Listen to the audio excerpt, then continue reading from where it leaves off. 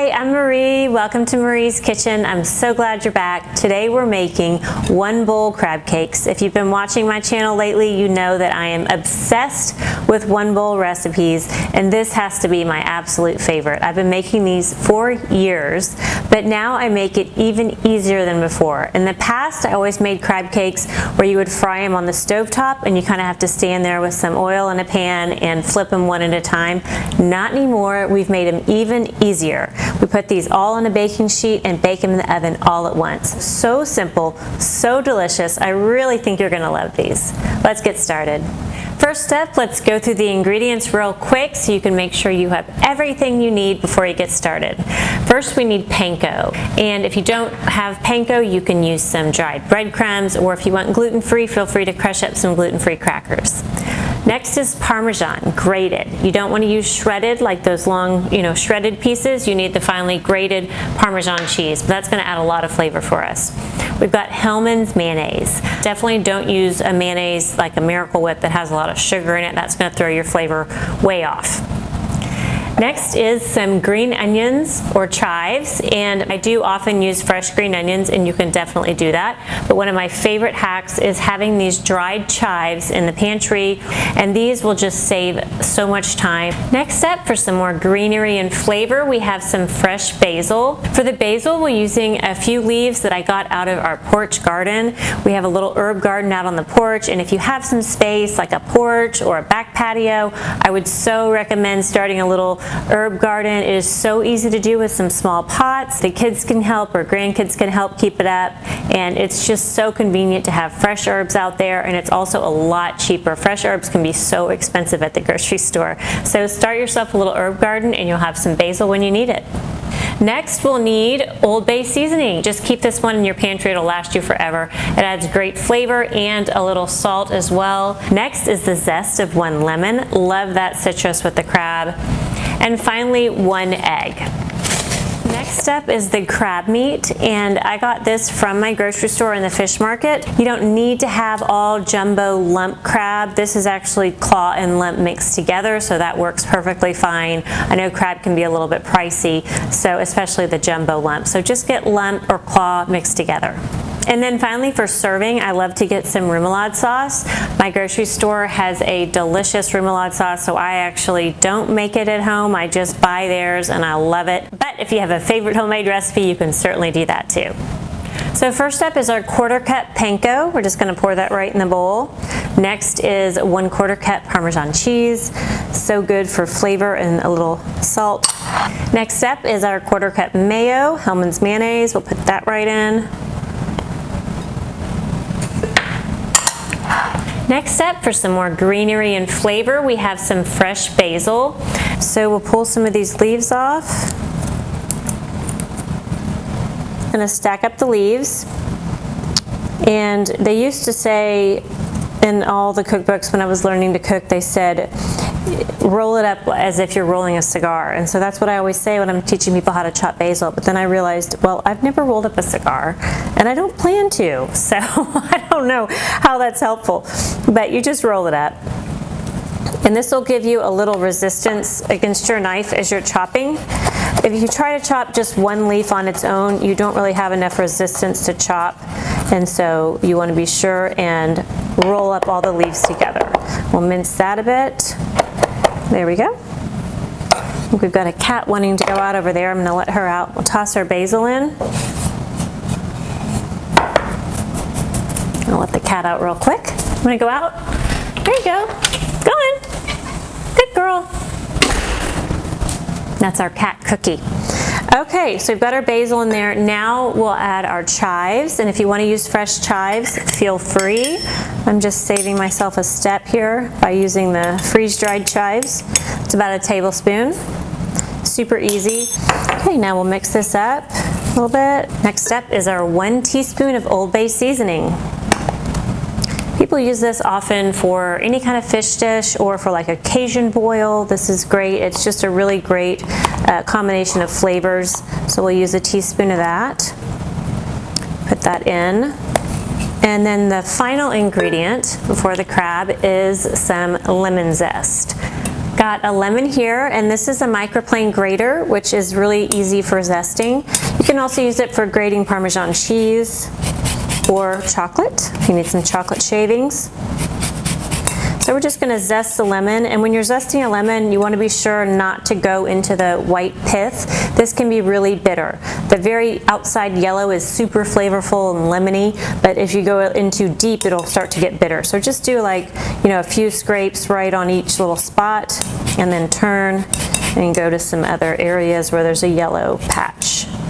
So about 1 lemon, the zest of about 1 lemon is fine. It does not have to be exact. So there we've got our lemon zest, and it already smells really good over here.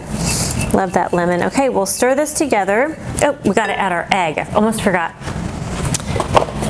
Hello. Okay, got our egg here. Just go ahead and crack that here and put that right in the bowl. There we go, 1 egg. And then we'll stir this together, and this will make kind of a paste, and then we'll toss the crab in with that. So stir this together.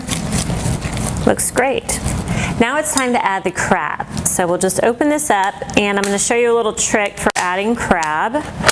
What you're going to do is take your hand and kind of pick up the crab and gently kind of let it fall through your fingers like this. What you're doing is checking to make sure there's not any shell still in there. So you just want to let it kind of run through your fingers like this. You're not breaking up the pieces at all, but just kind of barely feeling to see, okay, do I feel anything in there? It's not really pleasant to bite into something like a little piece of shell. So you want to see, oh, there is one. Actually, I see a little piece of orange shell. So we'll just take that out and keep going. I'm so jealous of all of you that live in a place where you can get fresh crab and, boil your own and pick your own and have just completely fresh crab cakes. That would be amazing. Okay, I'm going to give my hands a quick wash. There's all our luscious crab in there. We're going to give this a toss. Oh my gosh, there's some really big pieces. Yum. We're going to give this a toss in with the other ingredients until it kind of comes together. We are actually going on the boat with some friends this afternoon, and I am bringing snacks. So I'm going to bring crab cakes and remoulade sauce, and they're actually really great finger foods. So you can just grab one, dip it in the sauce, and pop it right in your mouth. No plates required. With a nice bottle of wine, it's going to be delicious. Now you can see this has a lot of crab and not a lot of other ingredients, which in my opinion, is what makes the best crab cakes. So that is intentional. But one thing you have to keep in mind is that these can fall apart pretty easily. So you have to figure out a way to keep them together while they're cooking. And how I do that is I'm going to pop them in the freezer for about 15 minutes while the oven is preheating, and that will sort of solidify the crab cakes and help them hold together while they're cooking.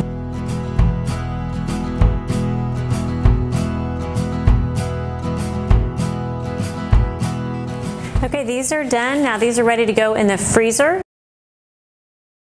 To cook the crab cakes, what we're going to do is use a baking sheet, and we're just going to take some olive oil and put that in the bottom of the baking sheet. I do it kind of nice and generous because I like the crab cakes to get a little crispy on the outsides. So now we have our olive oil in the pan. We're going to put this pan in a 425-degree oven and let the pan heat up with the oil for about 3 minutes. And then that will give us a really hot pan, and when we set our crab cakes in it, it starts to sear the bottom. So we're going to pop this in the oven for about 3 minutes and heat it up.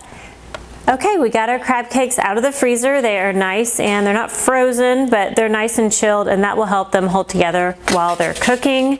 And we've got our oven preheating, so I'm just going to grab the pan out of the oven.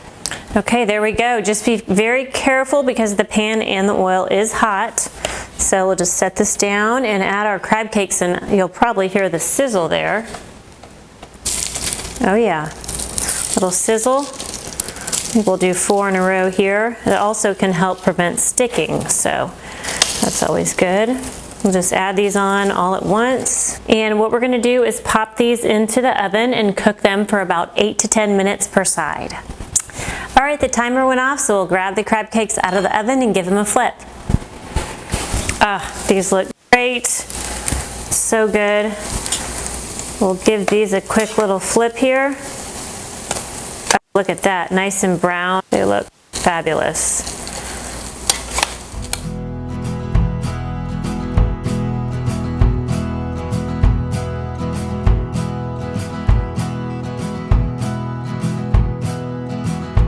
Now these are going back in the oven for about 8 more minutes.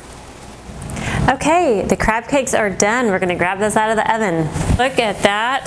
They look so good, nice and browned. Now we'll just pop these over to a plate. They've got nice and brown and crispy on both sides. Look at that, all sizzly, so good.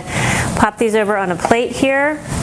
Okay, now we have the crab cakes all served up on a platter. We've got lemon wedges to go with it, remoulade sauce, and a sprig of parsley or something green just for a nice, beautiful color.